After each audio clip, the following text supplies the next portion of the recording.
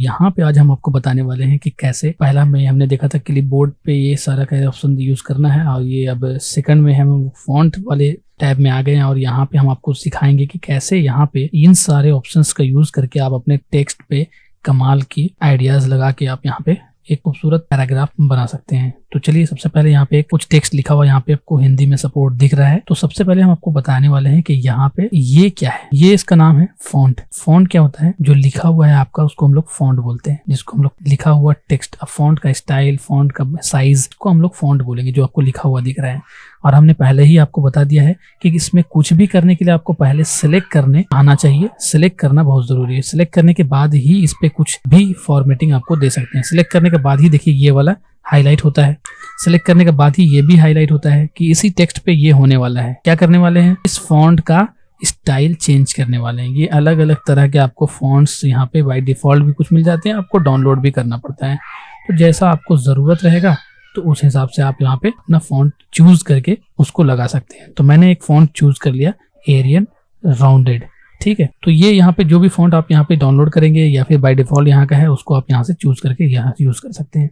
अगला ऑप्शन है दोस्तों, यहाँ पे आप फॉन्ट के साइज को बड़ा या छोटा करना। देख सकते हैं कि आप मैं फॉन्ट के साइज को कैसे बड़ा छोटा कर रहा हूँ। इस तरह से आप फॉन्ट के साइज को बड़ा छोटा कर सकते हैं। एक तो ये तरीका है। बाद में मैं इसके डिटेल्स में जब जाऊंगा तो वहां पे आपको फॉन्ट को बड़ा छोटा करने के सारे शॉर्टकट कीज के बारे में भी बताने वाला हूँ। यहाँ पे ये दो दिख रहा है, एक छोटा सा एक बड़ा सा। इससे भी फॉन्ट का साइज को इंक्रीज या डिक्रीज करते हैं। तो ये भी समझ में आ गया कि इससे फॉन्ट छोटा बड़ा होता है। अब ये क्या है? इसमें हम लोग लिखेंगे कि चेंज केस, यानी कि अपर केस में लिखा हुआ है या लोअर केस में लिखा हुआ है। यहाँ पे आपको देख सकते हैं सेंटेंस केस है, टॉगल केस है। इस तरह से हम लोग अपने सेंटेंस के केस को चेंज कर सकते हैं। जैसे सेंटेंस केस में नॉर्मली ऐसा लिखा होता है, उसके बाद हम चाहते हैं कि ये सारा लोअर केस में हो जाए तो सभी ये छोटा केस में हो जाएगा। और हम चाहते हैं कि ये बड़ा लेटर में लिखा रहे तो ये कैपिटल लेटर में लिखा हुआ मिल सकता है। इसी तरह से अगर हम चाहेंगे कि हर लेटर जो स्टार्ट हो रहा है वो सिर्फ कैपिटल रहे तो देख सकते हैं कि यहाँ एच, एम और एस, इस तरह से सबका ये कैपिटल हो गया। और हम टॉगल अगर करना चाहें कि जो छोटा है वो बड़ा हो जाए और जो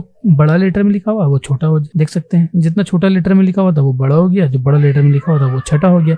तो इस तरह से आप टॉगल भी कर सकते हैं। चलिए अब आगे बढ़ते हैं। ये क्या है? ये है क्या, इसमें जो भी फॉर्मेट किया हुआ है वो सारे को ये रिमूव कर देगा। बड़ा किया हुआ था, जो भी किया हुआ था, ये सारा चीज को ये रिमूव करने के लिए है। ठीक है, कभी आप इसमें इसके बारे में और अच्छे डिटेल्स बाद में देखेंगे। उसके बाद देखिए ये क्या है, थोड़ा बड़ा कर लेते हैं। ये है बोल्ड। इसको फॉन्ट को कहीं कहीं पर जरूरत हेडलाइन जैसा दिखाने के लिए यूज करना पड़ता है, तो यहाँ पे हम लोग बोल्ड कर लेते हैं। तो ये बोल्ड का ऑप्शन समझ में आ गया। अब यहाँ पे देखते हैं इटैलिक। ये इटैलिक फॉन्ट को स्टाइलिश करने के लिए जहाँ जरूरत होती है दिखाने के लिए वहां पे करते हैं।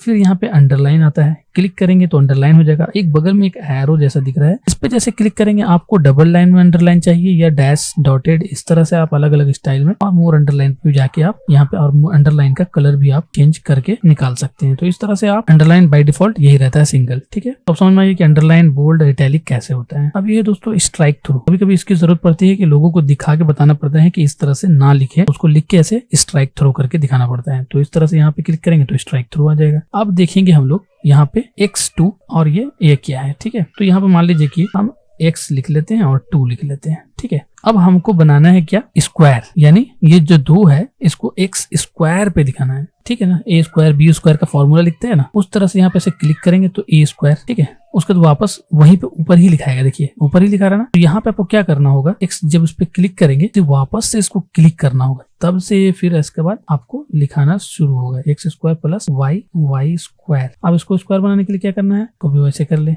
स्क्वायर लिखा गया, फिर वापस से इसको क्लिक करें। ठीक है, अब जो भी लिखना है आपको इस तरह से आप a square plus b square का होल फॉर्मूला इस तरह से लिख सकते हैं। ये तो हो गया। इसको हम लोग क्या बोलते हैं, इसका नाम याद रखना पड़ेगा आपको, उसको सुपर स्क्रिप्ट, और इसका शॉर्टकट की है कंट्रोल शिफ्ट प्लस। यानी कंट्रोल शिफ्ट को दबाकर आपको क्या प्रेस करना है, जैसे कि हम a स्क्वायर लिखना चाहते हैं, a स्क्वायर 2 को सिलेक्ट कर लेंगे, कंट्रोल शिफ्ट प्रेस करने के बाद प्लस का साइन जैसे दबाएंगे, कंट्रोल शिफ्ट प्लस, तो यहाँ देख सकते हैं ये आपको क्या बन गया, सुपर स्क्रिप्ट। इसको क्या बोलेंगे, सुपर स्क्रिप्ट। उसके बाद ये क्या है, सब स्क्रिप्ट। सब स्क्रिप्ट का जरूरत कहाँ पे पड़ता है, H2SO4 फॉर्मूला है ना, H2SO4 ये ऐसे नहीं लिखा होता है, H2 कहाँ रहता है, सब स्क्रिप्ट नीचे में इस तरह से। तो ये यहाँ पे सब स्क्रिप्ट बनाने की जरूरत पड़ती है, तब आप यहाँ पे इसको बना सकते हैं। यानी सब स्क्रिप्ट कैसे लिखना है, सुपर स्क्रिप्ट कैसे लिखना है, और इसका शॉर्टकट की आप इस पे जब लेकर जाएंगे ना, देखिए कंट्रोल प्लस इक्वल टू का साइन क्लिक करेंगे ना तो आप इसका सबस्क्रिप्ट बना सकते हैं। चलिए दबा के देख लेते हैं। कंट्रोल दबा दिए और प्लस का साइन दबा दिए, हो रहा है ये सबस्क्रिप्ट सुपरस्क्रिप्ट बन रहा है ये। तो इस तरह से हम लोग इसको सबस्क्रिप्ट सुपरस्क्रिप्ट बनाते हैं। कभी भी H2SO4 अगर आपको लिखना हो सबस्क्रिप्ट कंट्रोल प्लस इस तरह से देखिए बना सकते हैं। ठीक है, कंट्रोल प्लस का साइन हम दबा रहे हैं तो आपको समझ में आ गया कि सबस्क्रिप्ट सुपरस्क्रिप्ट, और जब इसको ऊपर लिखना पड़ता है तो सुपर कंट्रोल शिफ्ट प्लस के साथ दबा देंगे। तो यहाँ सबस्क्रिप्ट सुपरस्क्रिप्ट क्लियर हो गया। अब चलते हैं हम लोग अगला ऑप्शन के पास। क्या लिखा है यहाँ पे? ग्लो, टेक्स्ट का इफेक्ट, टाइपोग्राफी। ठीक है, यहाँ पे इस टेक्स्ट को ना अलग अलग स्टाइल में कभी कभी लिखने की जरूरत पड़ती है। तो ये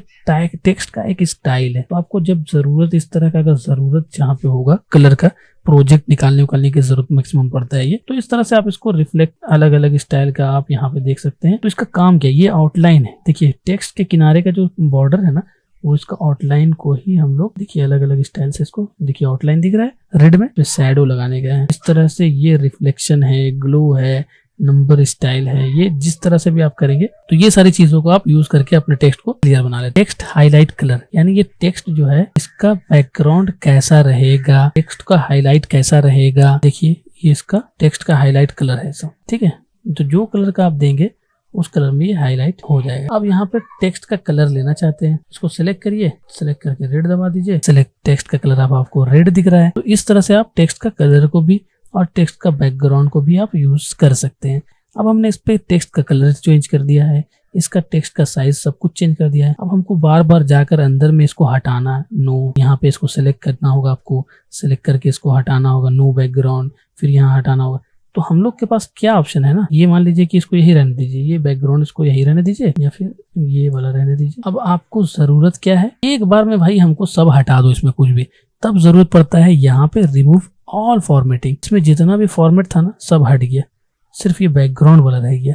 इसको आप जाके यहाँ से नो कलर कर देंगे, ये सारा इसका फॉर्मेटिंग जितना स्टाइल था वो सारा हट चुका है। अब हम बढ़ेंगे आगे की तरफ इसके नेक्स्ट वीडियो में जिसका नाम होगा पैराग्राफ। इसके बाद हम पैराग्राफ के बारे में पढ़ेंगे।